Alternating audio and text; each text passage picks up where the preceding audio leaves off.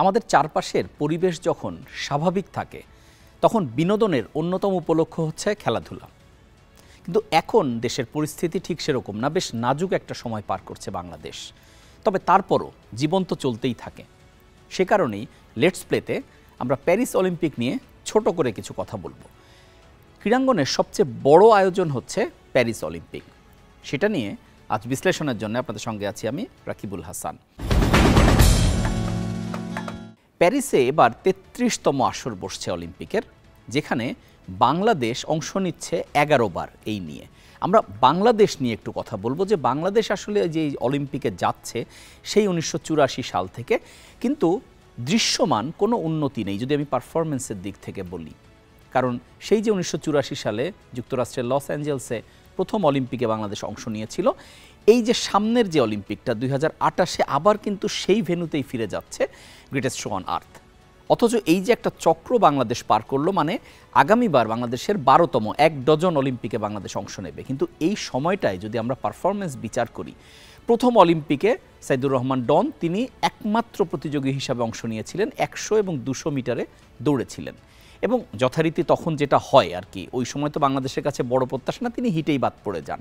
এখন সেই হিটে বাদ পড়ার রীতিটা আজ এত বছর পরেও একইভাবেই চলছে। মাঝখানে ছোট দুটো একটা সাফল্য এসেছে, কিন্তু সেই সাফল্য শুধুমাত্র কোয়ালিফাই করার মাধ্যমেই আটকে গেছে।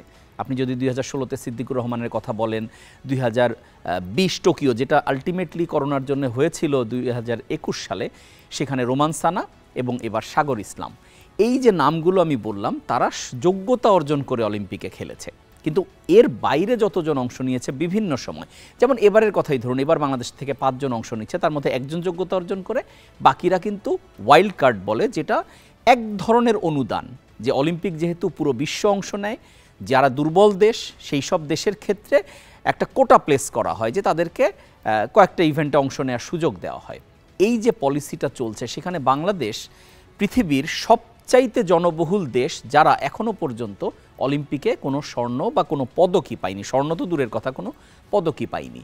ফলে এটা তো একটা খুব বিব্রতকর স্টেটমেন্ট বাংলাদেশের ক্রীড়াঙ্গনের জন্য। এখন আমরা এটা দূর করার জন্য কি করছি, সেটা একটা অত্যন্ত বড় প্রশ্ন।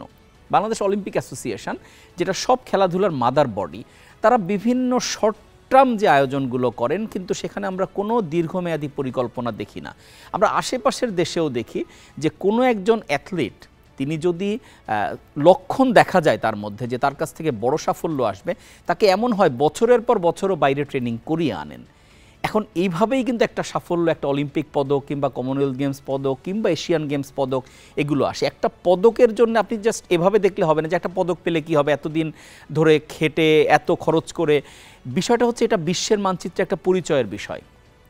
বাংলাদেশ এই যে এখন একটা পরিচয় ধারণ করছে যে সবচেয়ে জনবহুল দেশ বাংলাদেশ, ১৮ কোটি মানুষের দেশ বাংলাদেশ, এত জনসংখ্যার কোনো দেশ এখন পর্যন্ত অলিম্পিকে পদক পায়নি, এটা একটা বিরল রেকর্ড। কিন্তু সেই রেকর্ডটা বাংলাদেশের জন্য অবশ্যই বিব্রতকর। এখন এই বিব্রতকর বিষয়টা কাটিয়ে ওঠা খুব সহজ কিছু নয়, কিন্তু এটা কাটাতে গেলে একটা লম্বা পরিকল্পনা দরকার। বাংলাদেশ থেকে আপনি যদি এই যে আর্চারি, পরপর গতবারও একজন খেলেছেন, যোগ্যতা অর্জন করে এবারও খেলছেন, ফলে আর্চারিকে নিয়ে আপনি একটা স্বপ্ন দেখতে পারেন। একটা সময় শুটিং ছিল স্বপ্ন দেখার বিষয়, সাঁতার ছিল স্বপ্ন দেখার বিষয়। ফলে আমরা সেই স্বপ্নগুলোকে ছোট করে ফেলেছি। এখন যখন ছোট যা আমরা যদি করতে পারি, আমরা তো সেটাকে আবার আস্তে আস্তে বড়ও করতে পারি। আর্চারি তো সেই লক্ষণটা দেখাচ্ছে। ফলে বাংলাদেশ অলিম্পিক অ্যাসোসিয়েশনের সেই পথেই হাঁটতে হবে এবং এখানে একটা মহাপরিকল্পনা নিতে হবে, যাতে অলিম্পিকে শুধুমাত্র বাংলাদেশ ভবিষ্যতে আর অংশগ্রহণের জন্যই না যায়, সেখানে যেন অবশ্যই পদকও একটা লক্ষ্য থাকে।